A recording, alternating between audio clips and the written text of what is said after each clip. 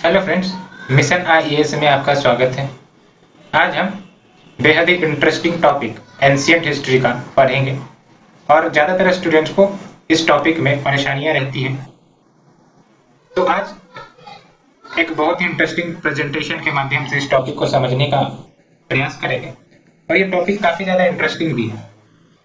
और ये आपको GS4 के जो सिलेबस है, जिसमें आपको फिलोसफी पढ़नी है गौतम बुद्ध की, उसमें भी काम आएगा। साथ ही साथ यूपीएससी जो प्रीलिम्स में क्वेश्चन पूछती है एंशिएंट हिस्ट्री से, इन टॉपिक से ज्यादा वो क्वेश्चंस मैच करते हैं। तो फ्रेंड्स, इससे न सिर्फ आपके मेंस में मार्क्स उठेंगे, बल्कि यूपीएससी के प्रीलिम्स में भी 2-3 क्वेश्चन जरूर होते हैं जो बुद्धिज्म और जैनिज्म से होते ही होते हैं। और डेफिनेटली आप इस नोट्स के माध्यम से या फिर इस प्रेजेंटेशन के माध्यम से उन क्वेश्चंस को भी अटेम्प्ट कर सकोगे। तो लेट्स स्टार्ट फ्रेंड्स। इससे पहले अगर हम गौतम बुद्ध के जो एक महान प्रेरक के रूप में अवतरित हुए, उनका एक कोट को जान लेते हैं। काफी ज्यादा इंटरेस्टिंग कोट है फ्रेंड।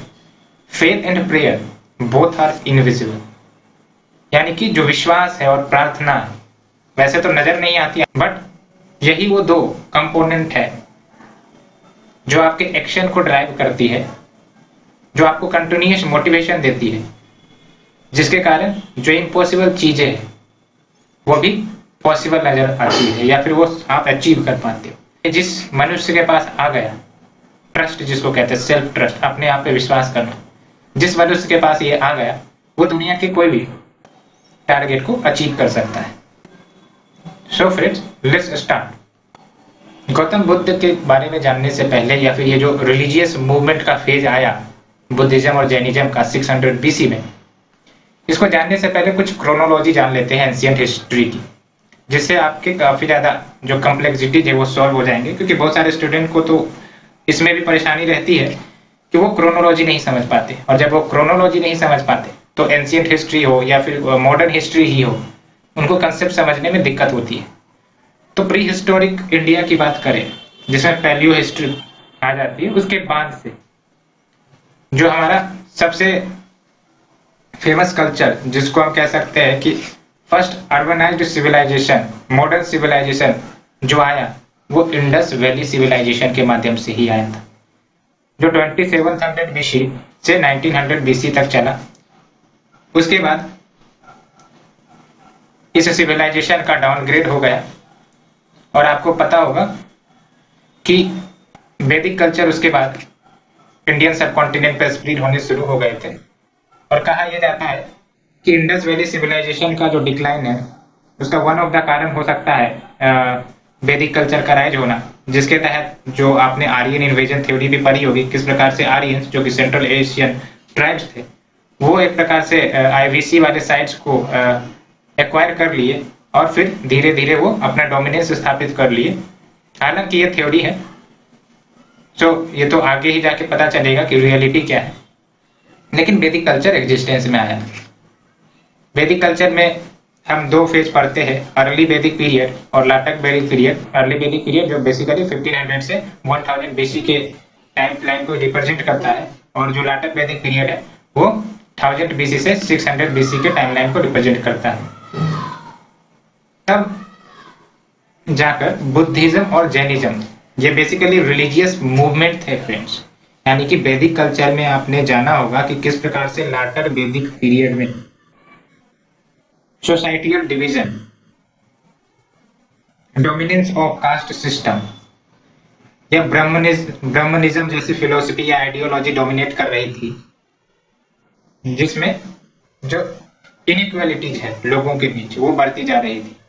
कॉमन पीपल के साथ डिस्क्रिमिनेट किया जाता था। आपको पता होगा कि लाटर वैदिक पीरियड में कास्ट सिस्टम एग्जिस्टेंस में आया, जिसके तहत Brahmins was at the top, Kshatriya जो रूलर्स होते थे, उसके बाद वैश्याज होते थे, उसके बाद शूद्रा जो कि लोवेस्ट कास्ट के होते थे in the caste system, then untouchables आता था। Untouchables was a separate group it was not included in the varna system. तो कास्ट सिस्टम अपर कास्ट के लिए तो पहले ठीक था, लेकिन लोअर कास्ट को सबसे ज्यादा परेशानियां होती थी। उनको सिलेवरी करवाई जाती थी, साथ ही साथ उनको जो रिलीजियस फंक्शंस थे या सेरेमनीज थे वो मनाही थी। तो ये सब कुछ फैक्टर्स थे जो बुद्धिज्म और जैनिज्म की जो फिलोसफी उस समय गौतम बुद्ध या महावीर लेकर आ रहे थे, इन लोगों ने उनका समर्थन किया और धीरे धीरे लोग जुड़ते चले गए, उनकी आइडियोलॉजी फेमस होती चली गई और हम आगे देखेंगे कि ये स्प्रेड होने के क्या कारण थे। तो let's move to the next slide friend. तो आपको पता है कि गौतम बुद्ध हो या फिर महावीर हो, ये 6th सेंचुरी बीसी में ही इनका जन्म हुआ था। तो 6th सेंचुरी बीसी एक प्रकार से सिग्निफिकेंस हो जाता है। क्यों? 2 पर्पसेस या 2 फैक्टर्स। एक तो ये कि महावीर गौतम बुद्ध जैसे इंपॉर्टेंट रिफॉर्मर का जन्म हुआ। दूसरा इंपॉर्टेंट बात ये है फ्रेंड्स कि ये जो 6th सेंचुरी बीसी था, इस समय आते आते कास्ट सिस्टम या फिर ब्राह्मणिज्म आइडियोलॉजी इतनी ज्यादा डोमिनेंट हो गई थी कि जो कॉमन पीपल्स थे वो काफी ज्यादा परेशान हो गए थे बिकॉज ऑफ सोशल डिसइंक्लूजन, जिसके कारण ऑर्थोडॉक्स जो रिलीजन है उसके खिलाफ एक मूवमेंट छिड़ गई और हेटेरोडॉक्स सेक्ट, यानी कि हेटेरोडॉक्स सेक्ट का मतलब है फ्रेंड्स कि वैसे सेक्ट या फिर ग्रुप जो ह्यूमैनिटी पे विश्वास रखते हैं, जो सोशल इनइक्वलिटी को नहीं पसंद करते, इक्वलिटी में पसंद करते हैं, कास्ट सिस्टम, सोशल डिस्क्रिमिनेशन, इन सब पर विश्वास नहीं रखते। तो इन्हीं ऑर्थोडॉक्स रिलीजन के खिलाफ हेटेरोडॉक्स सेक्ट का उद्गम हुआ और इसी में आप बुद्धिज्म या जैनिज्म वाली फिलोसफी को इनकॉर्पोरेट कर सकते हैं, क्योंकि ये आइडियोलॉजी हेटेरोडॉक्स आइडियोलॉजी पर ही आधारित थी। Let's move to the next slide friend. अब बात करते हैं कि आखिर बुद्धिज्म और जैनिज्म, वैसे तो 6th सेंचुरी बीसी में ही आ गए थे गौतम बुद्ध और महावीर, लेकिन इनको पुश कैसे मिला, यानी कि ये कैसे स्प्रेड हो गए, राइज क्यों हो गई, इतना ज्यादा डोमिनेंस रिलीजियस सिस्टम एग्जिस्ट कर रहा था तो इनको कैसे जगह मिल गई। तो इनके कारण मैंने 2 पार्ट में डिवाइड किए, एक तो प्राइमरी कॉज और दूसरा अदर कॉजेज में। प्राइमरी कॉज जो इनके राइज का था वो था complex ritual. Complex rituals mean जो सैक्रिफाइसेस या राइट्स किए जाते थे ब्राह्मणिज्म के द्वारा या ब्राह्मण्स के द्वारा, वो कॉमन लोगों को पसंद ही नहीं आते थे। पसंद क्या, उनको समझ में नहीं आते थे कि चल क्या रहा है। साथ ही साथ इन लोगों को अलाउ भी नहीं था कि आप पूजा पाठ करें, पूजा पाठ सिर्फ यही करवाया करते थे। तो एक प्रकार से ये जो ब्राह्मण्स थे वो एक प्रकार से इंटरमीडिएटरी थे जो भगवान और कॉमन्स के बीच कनेक्शन एस्टैब्लिश करते थे। तो ये जो कॉम्प्लेक्स रिचुअल था उसी के कारण रिलीजियस अनरेस्ट हुआ और लोग इस सिस्टम को ना बिलीव करके बुद्धिज्म और जैनिज्म में जाने लगे, क्योंकि ये जो फिलोसफी थी, आइडियोलॉजी थी, वो प्रैक्टिकल थी। इसमें आपको कास्ट सिस्टम जैसी कोई विचारधारा नहीं थी, इनफैक्ट सोशल इनइक्वलिटी जैसी विचारधारा नहीं थी। इसमें आपको इक्वलिटी देखने को मिलेगी, साथ ही साथ आपको रिचुअल्स या कॉम्प्लेक्सिटी या सैक्रिफाइसेस नहीं यहाँ आपको देखने मिलेगी। तो इन सब कारण कहीं ना कहीं कंट्रीब्यूट किया बुद्धिज्म और जैनिज्म को राइज करने के लिए। आप देख सकते हो कि जो लोअर कास्ट थे उनको रिलीजियस फंक्शंस या सेरेमनी पूजा पाठ करने के भी अलाउ नहीं थे, जिसके कारण ये कॉमन लोग जो थे उन्होंने बुद्धिज्म को सपोर्ट किया, जैनिज्म को सपोर्ट किया, क्योंकि ये जो आइडियोलॉजी थी वो इन लोगों को भी एक प्रकार से इंपॉर्टेंस दे रही थी जो इसके पहले कभी नहीं हुआ। अन्य काउज की बात करते हैं फ्रेंड्स, तो it was too expensive to perform the ritual. Most of the rituals कौन करवाया करते थे? जो किंग होते थे या फिर किंग से एसोसिएटेड जो फैमिलीज हुआ करती थी वो करवाती थी, और बदले में काफी ज्यादा मात्रा में लैंड दिया जाता था, गाय एज ए चैरिटी के रूप में दिए जाते थे। साथ ही साथ जो रिलीजियस प्लेसेस हुआ करते थे उन पर टैक्स नहीं लगाए जाते थे।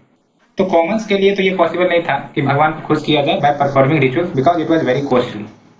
साथ ही साथ सुपरस्टिशियस बिलीफ इन मंत्र, यानी कि जो मंत्र हुआ करते थे वो काफी ज्यादा एक प्रकार से कम्प्लेक्स हुआ करते थे, लोगों को समझ नहीं आती थी, कंफ्यूजन क्रिएट करता था कि आखिर ये किस पर्पज से मंत्र बोले जा रहे हैं। वैदिक टेक्स्ट जो उस समय आ चुके थे जैसे उपनिषद, बहुत ही ज्यादा फिलोसफर आज भी ये उपनिषद या फिर वैदिक टेक्स्ट आप पढ़ोगे तो समझ नहीं आते, ये कॉमन पीपल के परे है। तो उस समय भी कहाँ लोगों को समझ में आती थी, तो इसीलिए भी लोग समझ नहीं पाते थे कि कहना क्या चाह रहा है। लैंग्वेज भी देख लीजिए आप, जो इन टेक्स्ट के हुआ करते थे या मंत्राज के हुआ करते थे, काफी ज्यादा कॉम्प्लेक्स थे। संस्कृत में मंत्राज हुए करते थे और संस्कृत में भी टेक्स्ट को लिखे जाते थे, तो जो कॉमन पीपल थे वो तो अपने नेचुरल लैंग्वेज बोला करते थे, तो ऐसे लैंग्वेज इनको समझ नहीं आती थी।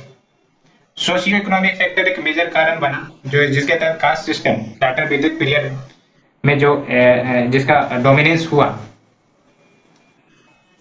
तो इनके कारण सोशल इनइक्वालिटी हुई। और इवन जो पीपल रिच हुए करते थे, यानी कि जिनके इकोनॉमिक कंडीशंस ठीक थे लेकिन वो कास्ट हायरार्की में लोअर रैंक होते थे, उनको वैल्यू नहीं दी जाती थी, उनके साथ डिस्क्रिमिनेशन किया जाता था।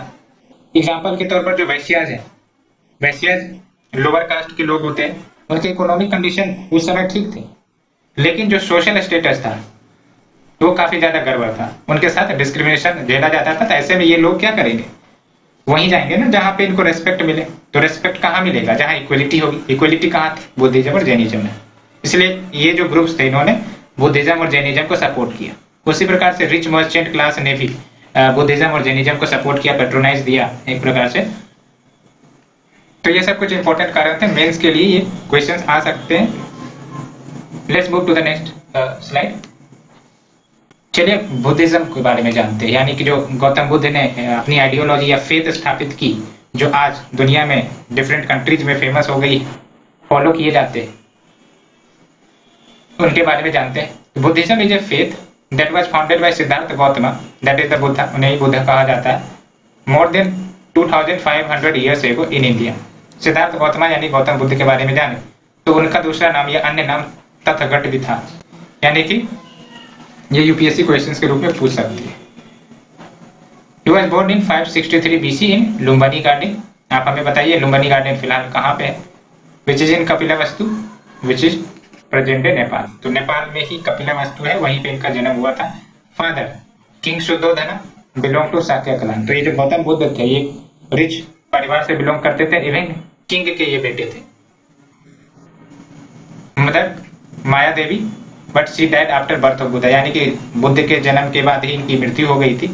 तो इनका जो भरण पोषण हुआ गौतम बुद्ध का, उनकी मटरनल आंट प्रजापति गौतमी ने किया था। बुद्ध ने यशोधरा से मैरी किया और उनको एक बेटा भी हुआ जिसका नाम था राहुल। और बुद्ध ने अंतिम सांस 543 BC में लिया, कुशीनगर प्रेजेंट यूपी। एक और थॉट जो गौतम बुद्ध का है फ्रेंड्स, इसे भी आपको याद रखना चाहिए कि the past is already gone, the future is not yet here, there only one movement for you to live. यानी कि भविष्य में क्या होगा ना आप जानते हैं ना हम जानते हैं। पास्ट में क्या चिंता करते हैं, पास्ट तो ऑलरेडी बीत चुकी है। तो आपको जीना किस में है, आपको जीना है प्रेजेंट में। यानी कि don't think about the past problem, don't think about the future problem, present में जिए, क्योंकि ये फ्यूचर के बारे में अगर आप सोचते हो तो आपके ह्यूमन पोटेंशियल को डिग्रेड करते हैं। इससे बढ़िया there is only one moment to live which is the present. Present को एंजॉय करिए, अगर आप पढ़ाई करते हो तो पढ़ाई करिए। Let's move to the next slide friend. अब बात करते हैं जो उन्होंने इनलाइटनमेंट हासिल किया, उसकी जर्नी क्या थी, यानी गौतम बुद्ध की क्या जर्नी थी, कैसे उन्होंने इनलाइटनमेंट हासिल किया, इसके बारे में बात करते हैं। वैसे बुद्ध अपने मोस्ट ऑफ द एज, जब तक उन्होंने घर नहीं त्यागा था, वो अपने पैलेस में ही बिताया करते थे अपना अधिकतर समय। लेकिन जब एक दिन वो अपने पैलेस के बाहर गए तो 3 इवेंट्स उनके सामने नजर आए, और आप हमें कमेंट सेक्शन में बताइए वो 3 इवेंट क्या थे, जिसके कारण उन्होंने अपने मन में ठाना कि हमें घर त्याग करना है और सच की तलाश करनी है। तो at the age of 29 he left his home and this event is known as Mahabhinishkramana. Gautam Buddha के जीवन में 3 मेजर इवेंट्स हुए थे जो आपको याद रहने चाहिए। पहला इवेंट जब गौतम बुद्ध ने ज्ञान हासिल किया था, उस इवेंट को निर्वाणा कहते हैं। दूसरा इवेंट जब उन्होंने घर त्यागा था, जिसको हम महाविनिष्करम कहते हैं, यानी कि सबसे पहले उन्होंने घर त्यागा तो उस इवेंट को हमने महाविनिष्करम कहा। उसके बाद जब गौतम बुद्ध ने ज्ञान हासिल किया तो उस इवेंट को हम निर्वाणा कहते हैं, और जब गौतम बुद्ध ने अंतिम सांस ली तो उसको महानिर्वाणा कहते हैं। तो ये फेज आप याद रखिएगा फ्रेंड, 3 इंपॉर्टेंट फेज है गौतम बुद्ध के जीवन में। तो after 6 years of wandering he got enlightenment, that is nirvana। Nirvana means क्या, एनलाइटनमेंट, यानी कि ज्ञान की प्राप्ति। अंडर बोधिसत्व लोकेटेड इन गया बिहार। उसके बाद से सिद्धार्थ गौतम बुद्धा के रूप में अवतरित हुए, मीनिंग द इनलाइटेंड वन। उन्होंने अपना फर्स्ट सरमन भी स्पीच देना, ज्ञान की बातें जहां उन्होंने कहा, वो था सारनाथ, बनारस में। और अपने इस इंटायर जर्नी में, यानी कि ज्ञान प्राप्ति के बाद जो इंटायर जर्नी रही है उनकी, उसके बीच में उनके 5 फेमस डिसाइपल्स बने। उनका नाम है मोगलन्ना, शरीपुट, आनंदा, कश्यपा, उपाधि। He also visited place like Banaras, Rajgriha जो प्रेजेंट राजगीर बिहार में है, श्रावस्ती, वैशाली, नालंदा, पतलीग्रामा। ये बेसिकली उस समय के 6 लार्जेस्ट सिटी हुआ करते थे। तो ये फ्रेंड्स आपको याद रखने की जरूरत है। आफ्टर अटेनिंग निर्वाणा, जब उन्होंने ज्ञान प्राप्त कर लिया, तो जो बच्चे 45 ईयर्स थे बिफोर हिज डेथ, उन्होंने पाथ ऑफ राइटियस लिविंग लोगों को सिखाना शुरू किया, समझाना शुरू किया, यानी कि उन्होंने धम्मा के पाठ को पढ़ाया। Dhamma means path of righteous living, की जीवन में को सही तरीके से कैसे जीना। तब क्या पाथ है राइटियस लिविंग का, इसके बारे में जानेंगे। Basically path of righteous living का क्या मतलब हुआ। सबसे पहले तो आप 4 नोबल ट्रूथ ऑफ लाइफ के बारे में जानिए, यानी कि जीवन का 4 सत्य जो आपको समझ लेना चाहिए। और एक बार आपने ये सच्चाई समझ ली तो आप अपने जीवन में जो दुख है या जो सफरिंग्स है उनको आप हैंडल कर सकते हो। क्या वो 4 नोबल ट्रूथ गौतम बुद्ध ने कहा था। World is full of suffering, यानी कि दुख संसार का अभिन्न अंग है। ऐसा नहीं होगा कि आपके जीवन में कभी दुख ही नहीं आएंगे। It is a reality, it can not be replaced. And what is the cause of suffering, तो सफरिंग का कारण क्या है वो भी बता दिया गया। डिजायर, यानी कि आपकी इच्छा आपके सफरिंग का कारण है। अगर आप अपनी इच्छा बढ़ा देते हो तो उसके लिए आपका मन भी बेचैन रहेगा उसे हासिल करने का। तो जब मन बेचैन है तो आपको सफरिंग होगी। आप यूपीएससी की तैयारी क्यों कर रहे हो, बिकॉज आपने इच्छा एक पाली है कि हमें अच्छा जीवन मिले, हमें अच्छा लाइफ स्टाइल मिले। तो डेफिनेटली आपको समस्याएं तो आएंगी ही, जिसको हम कहते हैं कुछ पाने के लिए कुछ खोना पड़ता है। तो कुछ पाना मीन्स डिजायर, कुछ खोना means suffering. If desires are pulled out, यानी कि आप अपनी इच्छाओं को ही खत्म कर दो, मिनिमाइज कर दो, तो सफरिंग्स भी खत्म हो सकते हैं। लेकिन अब ये इच्छाओं को कैसे खत्म किया जाए, इतना आसान तो नहीं है फ्रेंड्स मनुष्य के जीवन में कि वो इच्छाएं खत्म कर दे और बाबा बन जाए। ऐसा तो नहीं है ना। तो इच्छाओं को खत्म करने के लिए 8 फोल्ड पाथ गौतम बुद्ध ने बताए हैं। उस 8 फोल्ड पाथ को हम समझेंगे। ये यूपीएससी जीएस 4 के पॉइंट ऑफ व्यू से काफी ज्यादा महत्वपूर्ण होगा। बुद्धास नोबल 8 फोल्ड पाथ, यानी कि ये आपका अगर पूरा जर्नी है जीवन का, जहां से आपने जन्म लिया और आपको एक ना एक दिन मृत्यु प्राप्त होगी, तो ये जो जर्नी है इसमें सफरिंग्स आएंगी ही आएंगी। अब इस सफरिंग्स को कम कैसे किया जाए, तो ये 8 बातें कही गई जिसके साथ आप अपने सफरिंग्स को कम करके आसानी से अपने इस जीवन की यात्रा को फुलफिल कर सकते हो। इस 8 फोल्ड पाथ के तहत right view, right mindfulness, right concentration, right effort, right livelihood, right action, right speech, right intention, ये बातें कही गई हैं। इनको हम पॉइंट टू पॉइंट डिटेल में समझेंगे। The 8-fold path, although referred to as steps on a path, is not meant as sequential learning. इसका मतलब ये नहीं कि आपको पहले राइट व्यू अटेंड करनी है, उसके बाद आप राइट अटेंशन अटेंड करिए, फिर राइट स्पीच अटेंड करिए। नहीं, ये साइमल्टेनियस एक्शन है। आपको अपने जीवन में हर दिन ये प्रिंसिपल्स को उतारने पड़ेंगे, है ना। तो ये जो 8-fold पाथ बताई गई है, आप देख सकते हैं ये कोई एक्सट्रीम बातें तो नहीं कही गई है। हर व्यक्ति से फॉलो कर सकता है और आगे बढ़ सकता है। जहां जैनिज्म की बात करें तो वो एक्सट्रीम पेनेंस की बात करते हैं मुक्ति पाने के क्षेत्र में, है ना। तो यहाँ पे एक्सट्रीमिज्म की बात नहीं कही गई है। यहाँ आपको सिंपल अप्रोच की मदद से अपने सफरिंग्स को कम कर सकते हो, है ना। तो ये जो राइट है, यानी कि ये राइट की जो बात कही जा रही है, सेवरल एस्पेक्ट, डायमेंशन इसके बहुत सारे हैं। इसमें एथिकल डायमेंशन आ सकता है और मिडिल वे।